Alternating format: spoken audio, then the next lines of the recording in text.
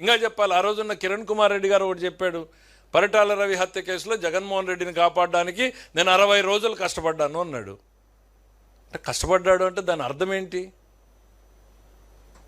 ఇప్పుడు లేనటువంటి వ్యక్తిని ఎవరినో కాపాడేటువంటి ప్రయత్నం లేదు కదా, చేయలేరు కదా. దాంతో సంబంధం లేని ఎల్లైనో పుల్లయ్య కోసమో కాపాడేదానికోసం 60 రోజులు కష్టపడక్కర్లేదు కదా. మరి కిరణ్ కుమార్ రెడ్డి గారు చెప్పాలి ఏం కష్టపడ్డాడు. మా అచ్చన్న గారు ఏమీ మాట్లాడలే, అందరూ చెప్పినటువంటి మాటల్ని గుర్తు చేశాడు. రోసయ్య గారు ఇట్లన్నారు, ఆ రోజు జరిగిన సంఘటనలు ఇవి, బొత్స సత్యనారాయణ గారు ఇదన్నారు.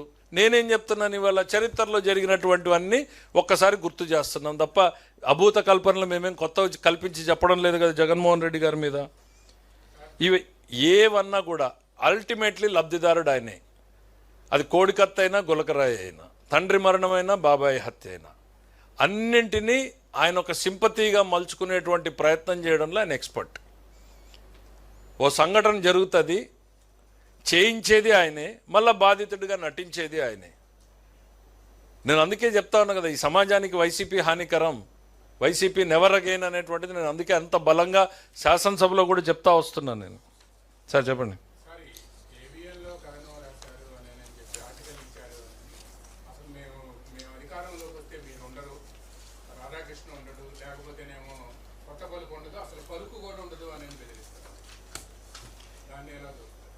వీళ్ళకి ఏబిఎన్ గురించి సిబిఎన్ గురించి ఇంకా సరిగ్గా తెలియదని అనిపిస్తుంది నాకు.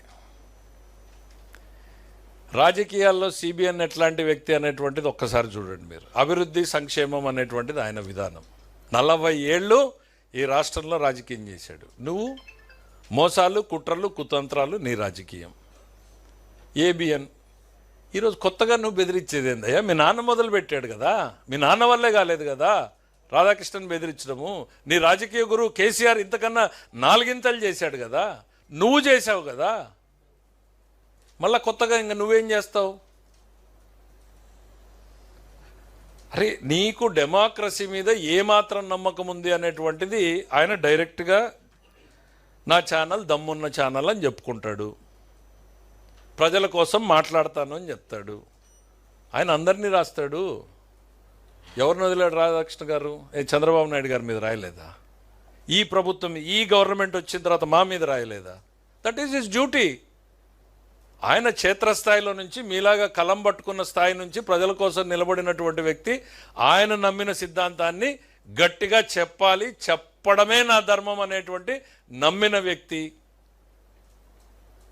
ఏబిఎన్ని బెదిరించాలనుకుంటే అది పిచ్చితనం అవుతుంది. ఎందుకనంటే మీ తండ్రి వల్ల కాలేదు, మీ రాజకీయ గురువు వల్ల కాలేదు, నీ వల్ల కాలేదు. నువ్వేదో ఇవాళ చేస్తావు అని అనుకుంటే అది భ్రమ అవుతుంది. ఇట్లాంటి ఆలోచనలు మానుకోమని చెప్తా ఉన్నా. ఎందుకు అనంటే ఎన్ని ప్రయత్నాలు చేయాలో అన్నీ చేశారు మీరు. కేసులు పెట్టారు, డబ్బులు ఇవ్వకుండా ఆపారు, ఇక ఛానల్ ఎక్కడ టెలికాస్ట్ కాకుండా చూశారు, అన్నీ కూడా చేశారు. మీకు అధికారం పోయిన అహంకారం మాత్రం తగ్గలేదు. అధికారంలో ఉన్న మేమేమో ప్రజల కూలీలన్నీ చెప్పుకుంటాం, మీరు మాత్రం ఇంకా పాలకులు, పెత్తందారుల మనస్తత్వం. అడుగడుగునా కూడా మీ పెత్తందారుల వ్యవస్థ. బయటికి వెళ్తే రప్ప రప్ప నరుకుతామనేటువంటి వ్యవస్థ, ప్రజల్ని హింసిస్తాము, బెదిరిస్తాము అనేటువంటిది ప్రత్యక్షంగా ఇప్పుడే చెప్తున్నారంటే మీరు శాసనసభలో లేకుండా పోయారు, రేపు ప్రజల్లో కూడా లేకుండా పోతారు, గ్యారంటీగా చెప్పగలుగుతున్నాం మేము.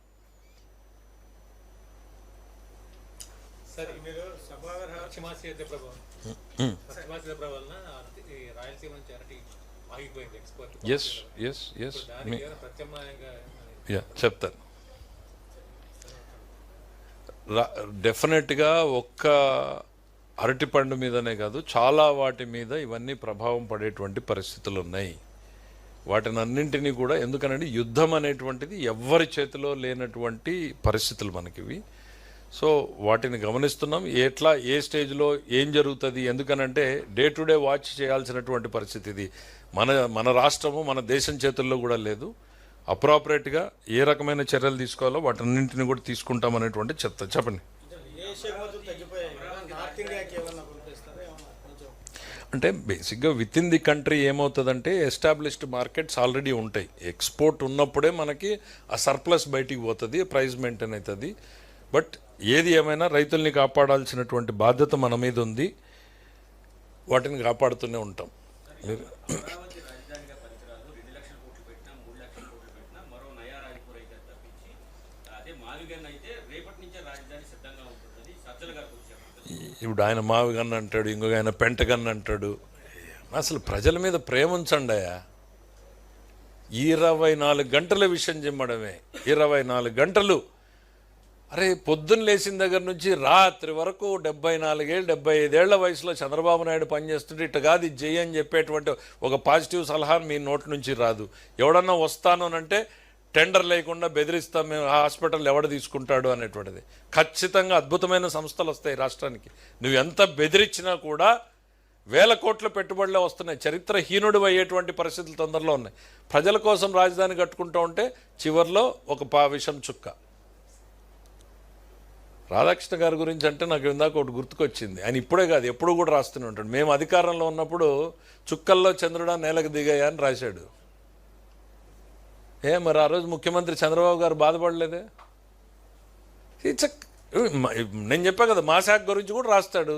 అందులో నిజం ఉందా లేదా, ప్రపంచంలో జరిగేవన్నీ మాకు తెలియాలని లేదు కదా. మీడియా పలు రకాలుగా ఇన్ఫర్మేషన్ వస్తూ ఉంటుంది, రాస్తే కరెక్ట్ ఉంటే కరెక్ట్ అని సరిదిద్దుకోవాలి, లేదు అని అంటే రిజైండర్ ఇచ్చుకోవాలి. అది ఇడిచిపెట్టి చంపుతాం నరుకుతాం రప్ప అని అంటే మిమ్మల్ని ప్రజలు రప్ప అనేటువంటి రోజులు తొందరలో వస్తాయి మీకు.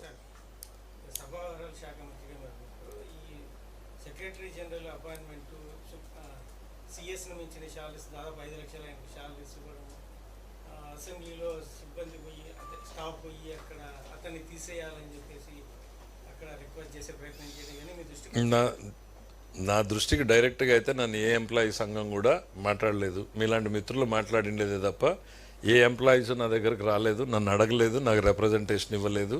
What ever has been done as per the established practices ప్రకారమే జరిగాయి. గతంలోనూ ఉన్నాయి, ఇవాళ కొత్తగా అది ఇవన్నీ కూడా.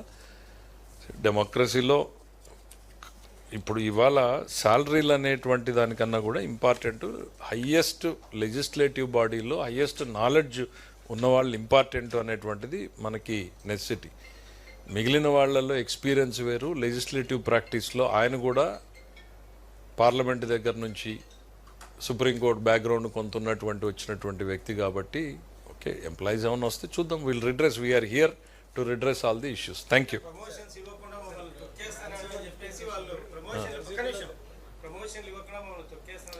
చిన్న ఇష్యూ మాట్లాడదు వాళ్ళకి, ఎవరికన్నా ఎంప్లాయీస్కి ఎవరికన్నా గ్రీవెన్స్ ఉంటే వాళ్ళు వచ్చి రిప్రజెంట్ చేస్తారు. We are here to sort out. No, దాని మీద ఆల్రెడీ వాళ్ళు ఏదో షోకాజ్ నోటీస్ ఇచ్చారు, దానికి రిప్లై ఫైల్ చేశారు. కనీసం జగన్మోహన్ రెడ్డి గారి గవర్నమెంట్లో రిప్లై కూడా ఫైల్ చేయాలి. అది మంచి పని చెప్పారు మీరు గుర్తు చేసి. రిప్లై కనీసం వాళ్ళు ఇచ్చినటువంటి దానికి రిప్లై కూడా ఫైల్ చేయలేదు. ఈరోజు ఎక్కడున్న కద్దరు చొక్కలు తగిలించుకుని వచ్చి ప్రజల మీద ప్రేమను కనపరుస్తున్నారు. అట్లీస్ట్ రిప్లై అయినా ఏదో ఫైల్ చేసినట్టున్నారు. రాయలసీమ లిఫ్ట్ ఇరిగేషన్ కన్నా ముందు ఇవాళ ముచ్చుమర్రి అక్కడ పనిచేస్తూ ఉంది. సేమ్ డెప్త్, సేమ్ వాటర్ని, ఇంకా దానికన్నా 2 అడుగులు కిందకుంది ఇది. ముచ్చుమర్రి నుంచి చంద్రబాబు నాయుడు గారు ఎటువంటి వివాదాలు లేకుండా నీళ్లు తీసుకొస్తున్నారు. నువ్వు రాయలసీమ లిఫ్ట్ ఇరిగేషన్ ఇంకో పేరు ఎందుకు? ఇప్పుడు వివాదాలకి మీరిద్దరు మాట్లాడుకుని చేసుకున్నట్టుంది కేసీఆర్. అవి ఇద్దరు రాజకీయ లబ్ధి పొందేదానికోసం. Thank you.